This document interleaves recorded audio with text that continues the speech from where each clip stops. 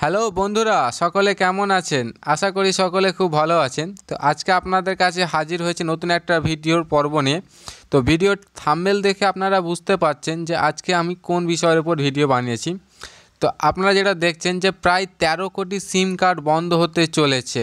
হ্যাঁ, আপনারা ঠিকই দেখতে পেয়েছেন যে প্রায় 13 কোটি সিম কার্ড বন্ধ হতে চলেছে। কাদের সিম কার্ড বন্ধ হবে?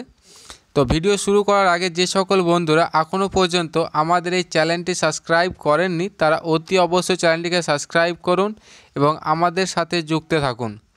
এবার বলি কাদের সিম বন্ধ হয়ে যাবে। যে সকল এয়ারটেল, ভোডা, আইডিয়া গ্রাহকদের সিম এখনও পর্যন্ত 4Gতে আপগ্রেড অর্থাৎ কনভার্ট করা হয়নি, তাদের সিম এখনও 2G বা 3Gতে আছে, তাদের সিমগুলো কিন্তু জানুয়ারি মাসের পর থেকে আর চলবে না, সেটা বন্ধ হয়ে যাবে। প্রায় এখন অনেক কাস্টমারেরই কিন্তু অনেক সিম বন্ধ হয়ে গেছে। তো যে সকল গ্রাহকদের এখনও পর্যন্ত তারা তাদের সিমটাকে 4Gতে আপডেট করায়নি তারা অতি অবশ্যই আপডেট করে নিন, কিন্তু জানুয়ারির পর করতে চাইলে অনেক অসুবিধার মুখে পড়তে হবে। তো আপনারা দেরি না করে আপনাদের নিকটবর্তী কোনো স্টোর বা দোকানদারের কাছে গিয়ে সেটা মিনিটের মধ্যে আপডেট করে নিতে পারবেন। এবং 2 নম্বর পয়েন্টে আসি, যদি কারো সিম কোনো রকমভাবে বন্ধ হয়ে যায়, অর্থাৎ ধরুন আপনি আপনার সিমটাকে 4G আপডেট করলেন না, কোনো রকমভাবে আপনার টাইম এড়িয়ে ফেললেন, সেক্ষেত্রে যদি আপনার সিমটা বন্ধ হয়ে যায় তো সেই সিমটা কি আপনি পাবেন? তো হ্যাঁ, সেক্ষেত্রে আপনার বন্ধ হয়ে যাওয়া সিমটাকে আপনি ঠিক পেয়ে যাবেন, ঠিক কথা, কিন্তু এর জন্য আপনাকে অনেক কাঠকয়লা পুরোতে হবে। যদি সিমটা আপনার নামে আধার লিঙ্ক করা থাকে ফিঙ্গারপ্রিন্টের মাধ্যমে, তবেই আপনি সিমটাকে তুলতে পারবেন।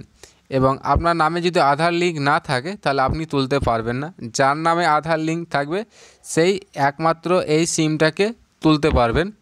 এবার 3 নম্বর পয়েন্ট হচ্ছে আর একটা, যে অনেকের কাছে অনেক রিকোয়েস্ট করেন যে আমার নামে সিমটা নেই, আমার ফ্রেন্ডের নামে সিমটা একসময় তুলেছিলাম, আমার কাছে আধার কার্ড ছিল না, কিন্তু বর্তমানে আমি আমার সিমটাকে আমার নামে করতে চাই। তাহলে আপনি কি করবেন?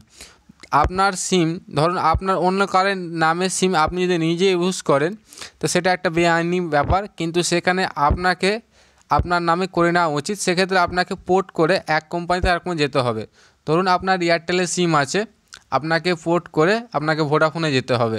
তো আপনি যখন পোর্ট করাবেন এবং আপনি যার ডকুমেন্ট সাবমিট করবেন, আপনি আপনার বা অন্য কারো, তো সিমটা তার নামই হয়ে যাবে। তো ভাই বন্ধুরা, যদি ভিডিওটি ভালো লেগে থাকে তো অবশ্যই লাইক কমেন্ট করবেন এবং শেয়ার করবেন। তো দেখা হচ্ছে আমাদের আবার ঠিক নেক্সট ভিডিওতে।